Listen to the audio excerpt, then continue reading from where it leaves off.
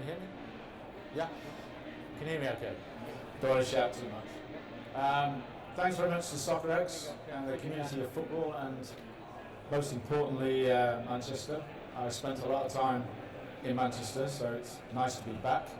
And it's where my career in sleep and sport all started. It happened to be, I was an international sales and marketing director for a large company out in Oldham that way. Principally the only football club in town in the late 90s was actually Manchester United. That's when I first contacted them to find out about what they did in the world of recovery and sleep. The answer was nothing.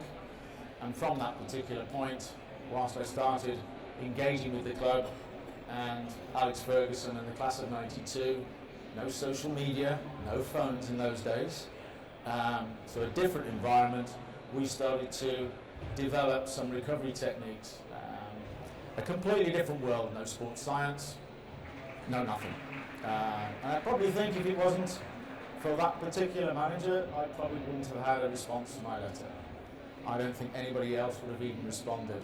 And during the time I was there, we introduced the very first recovery room, late 90s. Actually cleared a little area out at the training ground and put some recovery products in. And me and the physio Rob Swire at the time was encouraging those players to actually sleep in between training sessions. Something that happens quite a lot in the modern world now, but in those days, unbelievable. Euro 2004 with the national squad, we completely took over a hotel in Lisbon, and anybody who was involved with that particular process, trees were getting built to block out this. We picked the right rooms. I transported products over to the hotel, and that was one of the very first times we started to look at recovery. But again, difficult times. What moved on to them to another area was in around 2009, I got involved with British Cycling. And this was a key moment because they had been tasked with the strategy of putting cycling on the map, but also to get the rest of the population riding bikes around and hiring them from Boris. So along that route, the aggregation of marginal gains meant they couldn't ignore sleep. They wanted something that was non-intrusive but impactful. So I happened to be the person who was wandering around doing the sleep coaching stuff.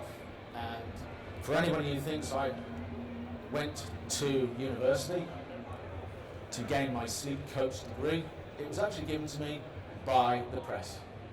Because I was actually working with people like Manchester United, elite footballers, Arsenal, Liverpool, Bolton, Blackburn, people like that. And of course, a coach in sport, sleep is what we were talking to the players about. So all I was doing was basically tucking them in and reading them bedtime stories. So they found that really significant. So it's how unusual it was back then. Since then, I have moved into every sport. It's not about a high elite end. Anybody who's in professional sport is elite.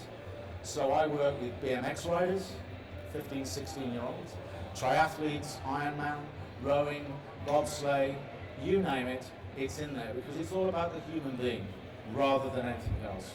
So over the 18 years I've been in it, certainly the subject of sleep has come right to the top of everybody's agenda, but I think you need to be very careful of how you interact with this particular process. I'm not trying to sell this book, but it is a point in time. Up until this whole process, the attitude towards sleep has been one of take it for granted. It's not a performance criteria. It doesn't matter how well any of you have slept last night or tomorrow night or during the course of this seminar conference, is you'll still come in and do exactly what you need to do. So we're a long way away from it becoming a performance criteria where it actually stops any athlete, any level, or any coach actually not doing what they plan to do. But what we need to do is find a way to keep more consistent levels of recovery. So this particular book, I was asked to write it. I was pretty scared about writing it in case I stick my head above the parapet and get criticised for it. But it's now covered 13 countries across the world and growing, translated into almost every language, which is really helpful for me working in a community of cross cultures around the world. It's a very simple book, doesn't tell you what to do, doesn't shout at you, it just tells you my story and some of the key elements about how I approach athletes. And it's quite a significant little place, and I would advise anybody, if they wanted to start, to look at sleep, is to look at that. The one thing you can do is break down some of the key things. I was talking to a gentleman from the university just a few moments ago, and just reflect on how much education you had at school from parents, colleges or universities about sleep. It's probably zero. When you're at that level, the dramatic shift from going from there to wiring me up with wearables and tech and devices by my bed and everything else can be as significant. Because what are you going to do with that data if you've got zero education? What are you going to do? You're going to say, oh, 7.25 hours of sleep, 3 awakenings, 25% in deep sleep, 3% in REM. I'm still going to work. I'm still going to work. So what are you doing with this? So we're in a big place of change, and I would advise everybody that moving from the point of no knowledge about sleep to looking at data, trying to measure it, is a big, massive leap, and you'll want to be careful with your investments. So the key areas here, which I point out, is it's very, very simple when you're communicating with any athletes. Not all of them go to university. Not all of them know sleep related to sleep for taken for granted. So to engage them, you need something simple. And the simple process is, in a 24/7 world, these are the 7 key sleep recovery factors. You touch a point in each of these little areas, they will aggregate up and have quite a significant redefining approach on how somebody approaches their recovery. Circadian rhythms is just sun up and sundown. Up until the light bulb was invented, this stuff, we always slept in what's called a polyphasic way. That's shorter periods more often. We only ever started sleeping in one block, 8 hours or so, when that light bulb came along. It's very hard to sleep for 8 hours in one block. That's why you have to get up and go to the toilet. A lot of the girls in my office can't last for 40 minutes without going for a wee. Never mind 8 hours. To keep in a mental state without thoughts and anxieties and things coming into your mind, difficult for 8 hours. Most of you who are coming to this conference today at 9 o'clock, stay here till 5:30. That's what 8 hours is. It's a long, long time. And in sport, you don't have this opportunity. So a polyphasic approach is key, and understanding your relationship between light and dark. And one thing you can keep in mind, just a month ago, there was over 16 hours worth of daylight available to you. November, that winter period where you just play games upon games upon games, you'll have less than 8. So your exposure to artificial light goes up, the changes in your habits completely change, and your relationship to those circadian rhythms, with just the tiniest little bit of knowledge, could change the way you hold approach it. The chronotype, in this room right now, there are certain people who are morning chronotypes and nighttime chronotypes. It's genetic, right? We have a smile here in the audience. There is a genetic twist, right? So you can't change it, you can't camouflage it.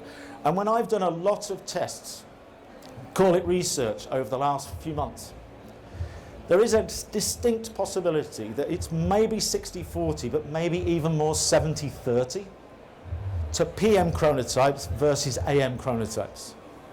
Now, when you get that split, that means, because we live in an AM world, right? We go to work at 9, we do this, we do this, we do this.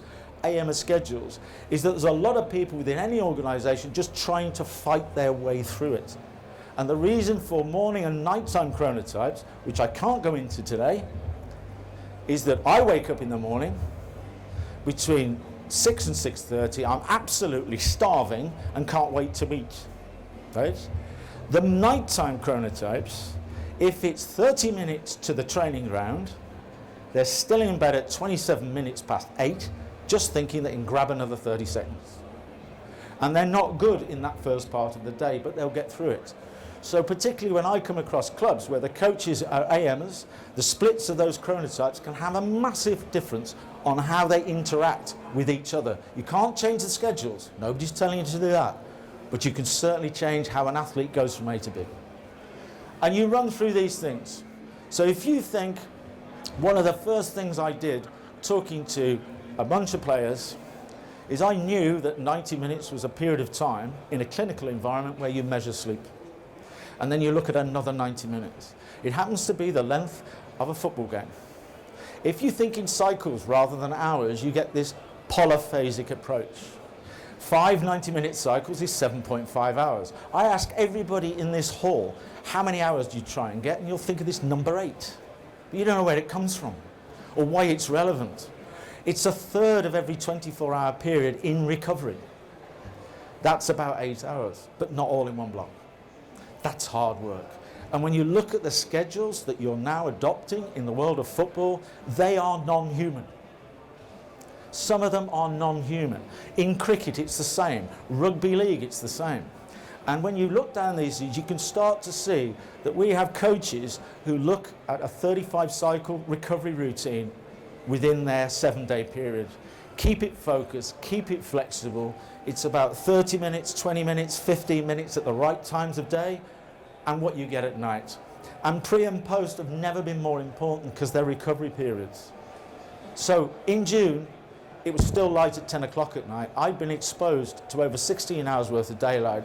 I have got an enormous amount of serotonin in my pineal gland telling my brain to be awake. So there's no point me trying to go to sleep at 11 o'clock. No point. Because I'm wired on serotonin. I'm wired on light. Unless I have a relationship between light and dark, I've got no chance. So when you factor that into your schedules, light and dark makes a massive effect. And it's natural, which is fantastic. Some of the things, yes, there are some significant performance factors. More sustainable levels of recovery is key. Maybe injury times, stamina, cardiovascular performance, alertness and awareness when you're just doing things at the right time, how quickly, anger management, just losing it at the wrong time can mean a difference. How many instances in a game where you can actually see they might not be just quick enough or making the wrong decisions. So the thing that worries me is after 18 years of being in this industry, in the world of sport, is the things that I get asked to do now is to come and help doctors and coaches get athletes off sleeping tablet addiction, supplement addiction, caffeine addiction, and the other wonderful little Scandinavian trick of a little tobacco pouch up there into your left called snus, which is on epidemic levels in certain parts of the world. And this is something that when any club looks through their well-being factors and asks questions, and they go, I'm sleeping okay, I'm fine, I'm this, I'm fine, I get about 6 hours, yeah. But when they let me go in and spend time with the individual and talk to their parents and talk to their family and talk to their wives and partners and kids, because they're all involved in this process, suddenly we get a different picture altogether. And that is where the significant changes can be made. And this is how you do it, and that's how you want to be careful. Some of these little factors, the urgent need, that's a 24-hour process. That's the circadian process. And what happens on that little graph is when you wake up in the morning, you're not getting more awake. You are on like a ski slope going back to sleep. So every hour, you're going further up that hill. You're getting closer and closer to that point. You have a clash and urge and need between 1 and 3. The graveyard slot in business, where you can literally lose it even when you're sat in this room listening to me. Thankfully, I am speaking at 11:30 and not normally 1 o'clock in the afternoon, when half the players will fall asleep while I'm talking to them, because they're in the wrong place. You can fall asleep behind a wheel of a car. Why would you do that? It's because in the right place, with the same visualization, with the same sounds, it's just cars and lorries, cars and lorries, cars and lorries, same sounds. No horses come running around. Cows don't come on the motorway. It's cars and lorries, brain goes, bang, puts you into sleep. Whoa, what was that? So remember the power of this. You get it wrong and you're continually fighting with it. Sleeping on something, right? Best thing. Fetal position. Bang. Opposite side to your dominant side. Mentally, I can protect myself, okay, with my strongest side. Fetal like that, perfectly balanced, beautiful postural line. So I'm physically there like that for 90-minute cycles, then another one, cracked it, right? Not sleeping on my front and shoving the pillow away. On my back and shoving my head up, blocking the airways off and I can't breathe. Partners, heat, temperature, all gets in the way. Beautiful. That's the way you should sleep. Critical. Most people just wander out there and get some go faster, multi-springed, viscoelastic memory foam thing that's supposed to change your life and give you a perfect night's sleep. Nah. Team Sky, Tour de France, 10 centimetres of foam. On the floor, 3 weeks, every hotel. Rio, British cycling, 10 centimetres of foam. Winter Olympics, next year, 10 centimetres of foam. 2020, Tokyo, 10 centimetres of foam, right?